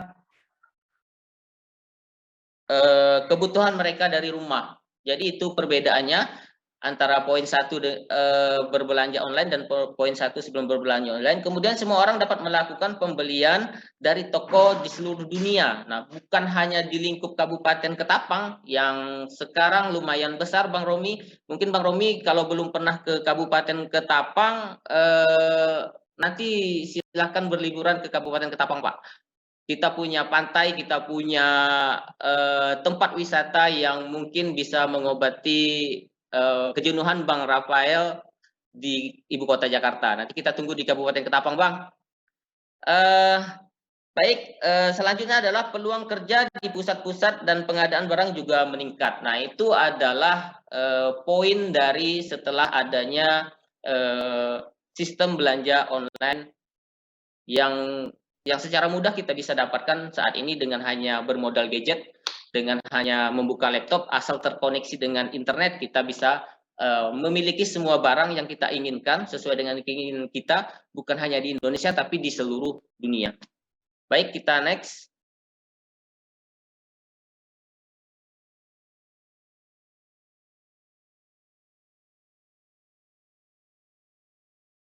Kita next lagi. Oke. Kata kunci berbisnis di era digital adalah bagaimana cara memanusiakan manusia. Ini kata kunci yang harus kita pegang sebagai komitmen seorang pelaku UMKM. Ini menurut saya. Jadi apa sih contohnya gitu ya? Kunci berbisnis di era digital itu memanusiakan manusia itu contohnya seperti apa? Contohnya adalah begini. Anggap saja saya adalah seorang pelaku UMKM gitu ya. Rekan-rekan sekalian yang berada di Zoom ini pernah tidak melakukan belanja online? Saya rasa sih tidak ada satupun yang di Zoom ini tidak pernah melakukan belanja secara online. Pasti semuanya udah pernah gitu kan. Nah, bagaimana caranya kita memanusiakan manusia? Contohnya adalah kita akan memberikan sebuah chat ya. Misalnya, saya ambil contoh adalah pelaku UMKM memberikan via chat, kita disapa tuh misalnya halo Bang KW gitu ya, halo Bang Romi Rafael, terima kasih Bang Romi dan Bang KW sudah melakukan pembelian di misalnya UMKM kami. Kemudian Bang Rafael dan Bang Romi, nomor resinya sudah saya kirim ya, silahkan tunggu barangnya datang beberapa hari kemudian gitu. Nah, itu merupakan contoh kecil yang bisa kita kerjakan, yang bisa kita lakukan sebagai pelaku UMKM untuk memanusiakan manusia, dan tujuan lainnya adalah memberikan kepuasan kepada pembeli dalam artian konsumen bahwa mereka juga merasa diperhatikan gitu. Oh, saya diperhatikan nih. Oh, ternyata yang berjualan jujur nih. Ternyata yang berjualan tidak membohongi kita gitu kan. Karena resiko yang kita miliki berbelanja secara online, resiko terbesar adalah kita ditipu.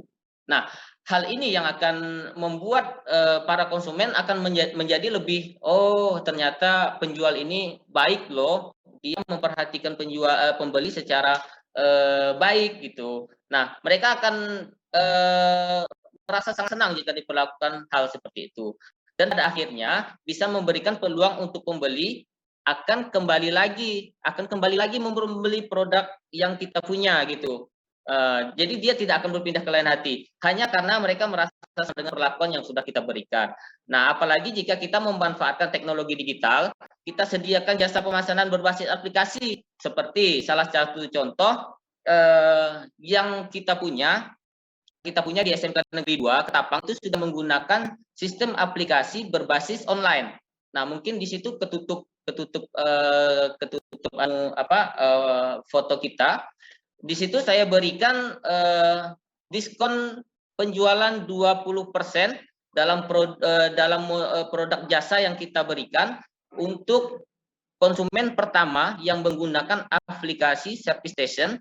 Kita berikan potongan harga 20% untuk yang pertama kali mengunduh dan mengorder Service Station di SMK Negeri 2. Nah, ini yang kita berikan juga kepada konsumen supaya untuk menarik dia untuk mempunyai ikatan link and match dengan kita gitu.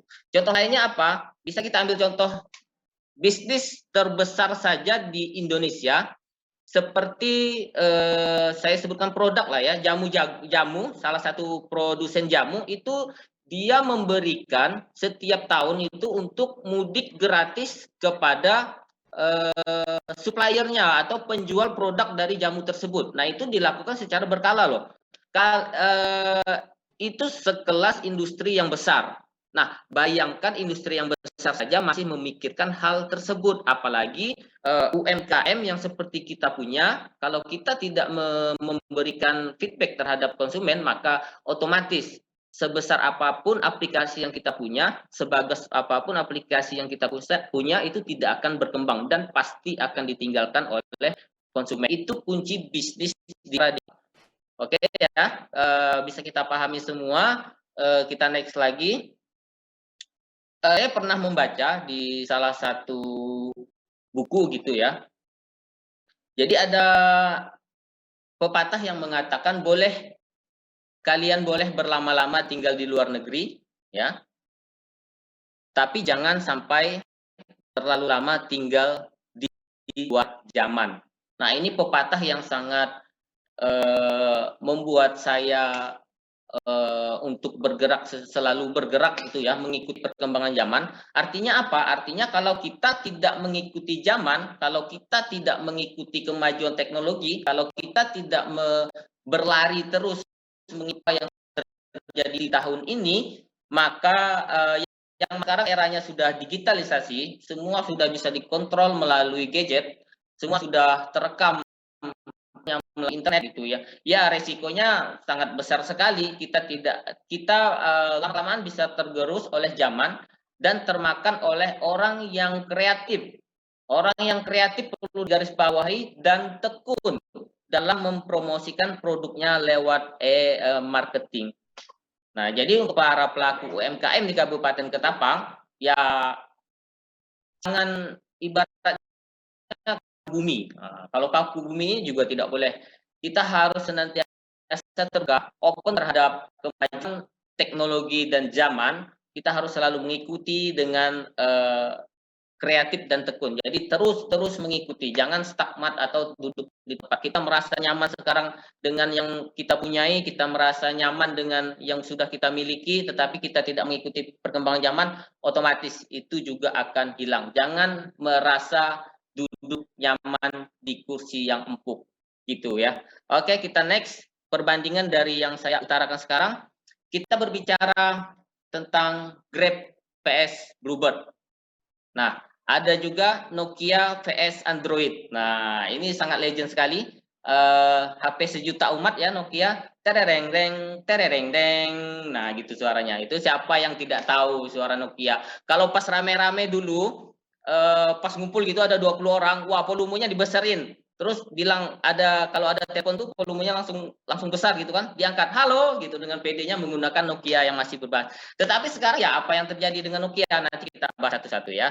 Contohnya seperti apa? Kita lihat perbandingan berikut. Ada 2 buah perbandingan, kita fokus ke Grab dan Bluebird gitu ya. Jadi pertama Grab dan Bluebird. Siapa yang tidak kenal Bluebird? Taksi terkenal di seluruh Indonesia dengan kenyamanan yang mereka punyai. Apakah mereka performa jelek? Tidak.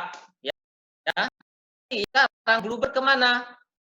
Menjadi pertanyaan besar buat kita semua, kemana? Terkalahkan oleh Grab dan aplikasi lain yang berbasis Android. Nah, itu siapa yang tidak kenal tadi dengan Bluebird. Nah, apakah karena performa Bluebird jelek? Tidak. Layanan Bluebird tetap sama, mobilnya bersih, kemudian dalamnya rapi, AC-nya dingin, nggak ada yang buruk sebenarnya. Tetapi permasalahannya adalah Bluebird terlambat merespon perubahan zaman. Itu yang perlu kita garisbawahi. Ya, Bluebird terlambat merespon perubahan zaman, di mana mereka beranggapan bahwa dengan sombongnya Bluebird itu diajak join oleh Grab, diajak join secara bersama-sama, menganggap sementara Grab ini adalah bibit baru yang muncul, dia tidak akan berhasil, dia tidak akan bisa mengalahkan kita. Kita mempunyai unit taksi yang lumayan banyak, sedangkan Grab hanya berbasis aplikasi, gitu kan. Nah, ini yang membuat sombong daripada Bluebird. Kemudian contoh berikutnya adalah Nokia dengan moto HP sejuta umat. Masih ada dong kita sekarang menyimpan HP itu, masih ya. Walaupun dia yang HP kecil aja, khusus buat nelpon gitu, yang warnanya biru biasanya, tidak bisa Android. Siapa yang tidak kenal Nokia pada waktu itu? Mereka dengan Symbian-nya sangat percaya diri, mereka kemudian lengah dengan perubahan zaman. Saat yang lain mulai sibuk melakukan perubahan, mengadopsi Android, Nokia masih berbangga dengan Symbian-nya. Terus sekarang kemana? Tergerus oleh zaman yang semakin berkembang dengan sistem Android-nya masing-masing. Jadi Nokia hilang ya. Nah, mereka ini contohnya yang beranggapan bahwa mereka terlalu besar dan tidak akan bisa jatuh walaupun zaman semakin maju. Nah, ternyata mereka salah ya. Kemudian bagaimana dengan kita sebagai pelaku UMKM? Apakah kita harus seperti ini maju? Berkaca dari mereka saja, apa yang bisa kita perbuat? Berkaca lihat dengan tampilan yang saya buat, perbedaan antara Grab PS Bluebird, Nokia PS Android. UMKM harus bisa berpikir dari sekarang, UMKM juga harus bisa bergerak untuk memajukan dunia industri di Kabupaten Ketapang. Oke. Pak Nafis untuk waktunya, mohon maaf saya salah 1 menit lagi Pak ya, bisa langsung ke kesimpulan. Baik Pak, habis ini kita selesai 1 menit itu ya. Jadi terima kenapa kasih. menggunakan digital marketing? Digital marketing itu kecepatan penyebaran informasinya lebih luas, kemudian evaluasinya bisa kita kontrol melalui kolom-kolom komentar yang diberikan oleh konsumen. Jangkauannya lebih luas, seluruh Indonesia bisa melihat produk yang kita jual di e-marketing, murah dan efektif, kemudian tidak perlu modal yang besar, kita berjualan hanya memerlukan Android gitu ya, dan membangun nama brand. Itu keuntungan. Manfaat yang bisa kita miliki adalah memudahkan interaksi dengan pelanggan, kemudian meningkatkan penjualan, hemat biaya promosi karena kita menggunakan media online, jadi tidak ada lagi kita promosi melalui TV, radio dan lain-lain sebagainya. Pelayanannya cepat, meningkatkan kemampuan. Nah, baik, itu saja yang mungkin ini jenis-jenisnya digital marketing, website, search engine, social media marketing, influencer menggandeng Bank KW untuk mempromosikan produk kita juga bisa, online advertising, video marketing dan lain-lain. Baik, itu saja mungkin yang bisa saya sampaikan dari SMK Negeri 2 Ketapang. Guru-guru yang di sini juga terlibat dalam aplikasi yang kita punyai yang bernama dengan Service Station. Semoga kita semua tetap diberikan kesehatan. Salam untuk Bang Romi Rafael, salam untuk semuanya. Tetap kita semangat dalam menghadapi era digitalisasi 2021. Terima kasih Pak narasumber, Bang Amal, silakan dilanjut. Terima kasih Pak Nafis untuk materi yang telah diberikan, dan untuk menyingkat waktu juga agar tidak terlalu lama karena waktu waktunya udah lebih dari hampir 20 menit lebih dari waktu yang kita tentukan sebelumnya. Untuk pertanyaan yang masuk kita pilih dan kita akan jawab 2 saja, sementara sisanya tetap akan masuk ke dalam daftar calon pemenang. Kami menyebutnya calon pemenang karena kami masih meng-cross check untuk Anda yang nantinya nama kami akan sebutkan di akhir acara. Silakan langsung bisa mengirim nomor telepon sekaligus email ke admin Q&A. Untuk pertanyaan pertama langsung saja saya bacakan. Ini datang dari Rahmat Syafril, diperuntukkan untuk narasumber kedua Ibu Hasanah. Pertanyaannya adalah bagaimana meningkatkan kemampuan siswa dalam berliterasi khususnya literasi digital, mengingat kemampuan siswa yang terbatas baik dari segi fasilitas maupun jangkauan demografi tempat tinggal masing-masing. Ibu Hasanah bisa membantu menjawab, silakan. Baik Pak, terima kasih. Untuk Pak Sapri, terima kasih atas pertanyaannya Pak. Untuk meningkatkan literasi digital, utamanya untuk para siswa, itu artinya kita sebagai guru senantiasa bekerja sama dengan pihak sekolah. Pihak sekolah ini bisa menyediakan berbagai fasilitas media digitalnya Pak, dari sisi fasilitas. Namun kadang kita kan terkendala dengan berbagai macam kekurangan. Tidak semua sekolah bisa menyediakan fasilitas tersebut, tapi kita sekolah bisa bekerja sama dengan berbagai pihak, baik itu negeri maupun swasta, terlebih untuk daerah-daerah pedalaman ya Pak ya, yang demografi dan fasilitas jaringan internetnya juga tidak bisa sebaik di kota. Jadi ada kerjasama dengan beberapa pihak, dan saya lihat itu kalau di Kabupaten Ketapang ada berbagai komunitas baik itu atau lembaga yang mereka bisa memberikan pendidikan literasi digital ini Pak. Salah satunya itu Yayasan IAR Indonesia, yang mungkin teman-teman di sini semua yang di Ketapang itu sudah kenal dengan yayasan ini. Yayasan ini juga memberikan pendidikan digital sampai ke daerah perhuluan sana Pak. Jadi kita bisa sekolah yang ada di perhuluan bisa bekerja sama dengan lembaga tersebut, dan itu yang bisa bentuk kerjasamanya dengan lembaga itu. Kemudian selain itu pihak sekolah, kita sebagai guru juga mesti memiliki kemampuan digital. Sebelum kita memberikan literasi digital kepada anak, seharusnya kita sebagai seorang guru memberikan contoh kepada anak didik kita mampu menggunakan media digital ini dengan baik dan benar. Kemudian untuk guru senantiasa menggunakan berbagai metode pembelajaran atau media pembelajaran menggunakan media digital. Kemudian untuk yang terakhir itu bisa untuk menumbuhkan minat anak ini, kita bisa kisah sukses seseorang dengan menggunakan media digital kepada anak didik kita. Jadi anak didik kita bisa terinspirasi, termotivasi dengan contoh-contoh tersebut. Mungkin itu Bapak dari saya. Terima kasih. Assalamualaikum warahmatullahi wabarakatuh. Waalaikumsalam warahmatullahi wabarakatuh. Terima kasih Bu Hasanah. Perlu proaktif dari beragam lini untuk terus bisa mendukung, bisa melakukan kerjaannya, mendidik anak didik kita dengan cara yang benar, khususnya dengan menggunakan literasi digital saat ini. Kemudian berikutnya pertanyaan terakhir ini datang dari Bagas B. Untuk Mas Rizky, pertanyaannya adalah bagaimana kita mengetahui aplikasi dan website abal-abal alias bodong yang mirip sekali dengan aplikasi dan website resminya, sampai banyak warganet yang tertipu dan data pribadi dicuri oleh pihak yang tidak bertanggung jawab. Mas Rizky bisa dibantu, silakan. Ya Mas, baik. Mungkin dari pengalaman saya Mas ya, kalau saya download aplikasi atau pakai aplikasi, saya sebelum download itu saya baca komen-komenan yang di bawah. Nah, apabila komen positif, berarti saya bakal download aplikasi tersebut. Apabila komen-komen yang di bawah itu negatif, berarti saya tidak bakal mendownload atau memakai aplikasi tersebut. Maka menurut saya gitu Mas, pengalaman pribadi saya. Oke, lebih mudahnya seperti itu ya, melihat testimoni dari para pengguna aplikasi sebelumnya, apakah aplikasi itu aman atau tidak.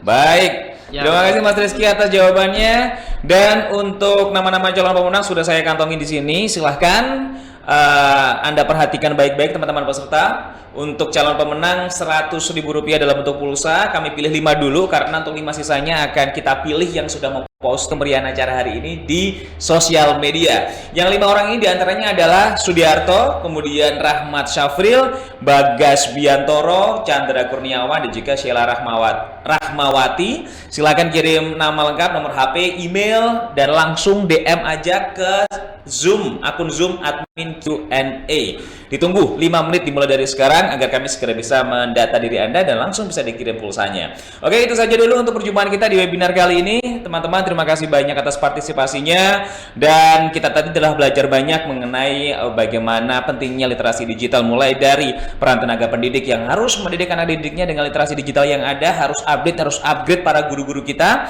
Kemudian tadi kita juga mengetahui bagaimana rekam jejak digital sangat dan begitu penting untuk kita perhatikan, karena kalau tidak diperhatikan sejak sekarang, takutnya nanti rekam jejak digital kita, konten-konten kita yang dulu yang mungkin kurang baik, itu akan memberikan pengaruh yang tidak baik juga untuk kedepannya nanti.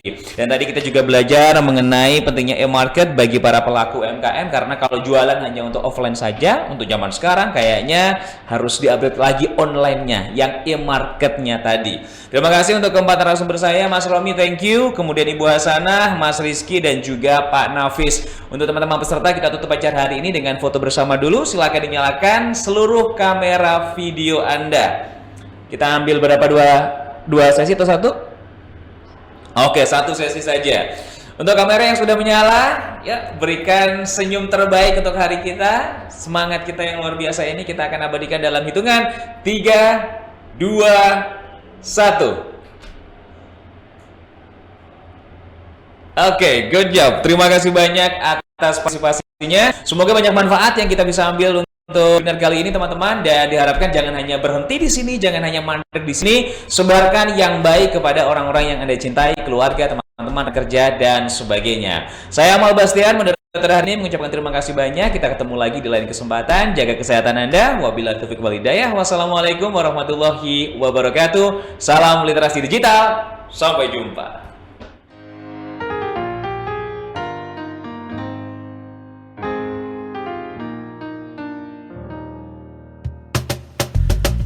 Tolong aku melolong, baca sosmed bikin aku bengong. Banyak berita isinya bohong, bikin orang jadi saling menggonggong. Seperti ada niat sebar kebencian, tanpa peduli akan ada kerugian. Seperti dapat munculnya permusuhan karena tertipu jadi curigaan. Gue pernah baca hoax di sosmed yang jadi merugikan tukang trompet. Katanya trompet bisa bikin kanker, trompet sih cuma bisa bikin bibir doer. Sylvester Stallone dibilang mati, Brad Pitt juga dibilang mati, Mr. Bean, Jackie Chan juga dibilang mati. Seneng banget doain orang mati. Harusnya ada etikanya bermain sosial media. Tak bisa asal mengirim tanpa dipikirin, bisa fatal akibatnya. Bersihkanlah udara kita dari kebencian. Sebarkan saja cintamu untuk Indonesia. Wahai kepada pengguna sosmed, mari bersatu sampai lengket. Jagalah persatuan, jangan lobet. Hati-hati banyak tukang copet. Hey, jangan sampai salah posting, bisa bikin orang jadi pusing. Cek dulu itu penting, jangan jadi cepat terpancing. Gue pernah takut salah minum, karena bahaya buat tulang sumsum. Hampir semua merek disebutkan, gara-gara itu gue kehausan. Gue tertipu isu PKI, katanya jutaan sudah dipersenjatai. Akibatnya gue keluar biaya, bikin persembunyian bawah tanah. Harusnya ada etikanya bermain sosial media. Tak bisa asal mengirim tanpa dipikirin, bisa fatal akibatnya. Bersihkanlah udara kita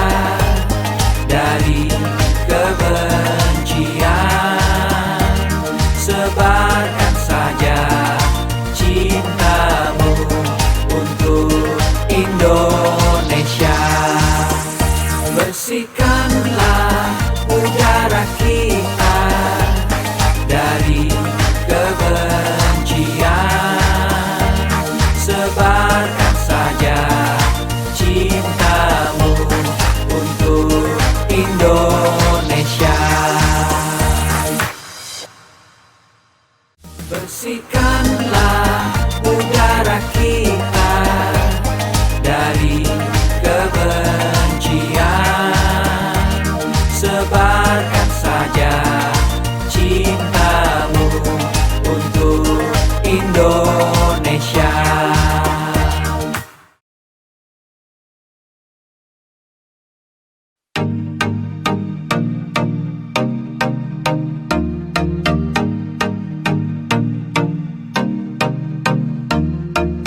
Cek dulu, cek dulu, cek dulu, cek dulu. Yo, kini saatnya kita harus tambah pintar. Jangan jadi orang yang mudah sebar-sebar, karena belum tentu itu berita benar. Kalau nggak ngerti, ayo belajar. Mulailah curiga jika sudah suruh-suruh. Sebarkanlah, hey, tunggu dulu. Periksalah kalimat, kok banyak tanda seru. Banyak huruf besar, mata gue jadi ngilu. Coba dicari beritanya dulu, mendingan begitu daripada keliru. Apa untungnya sebar kabar palsu, daripada nanti kamu yang malu. Cek dulu, daripada nanti kamu yang malu. Cek dulu, siapa tahu hoax. Yup. Hello,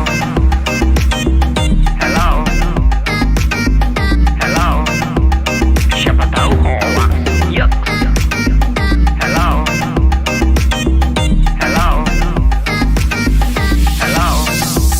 siapa tahu hoax. Hoax itu konten yang negatif, tujuannya itu ya provokatif. Paling cocok buat orang yang sensitif.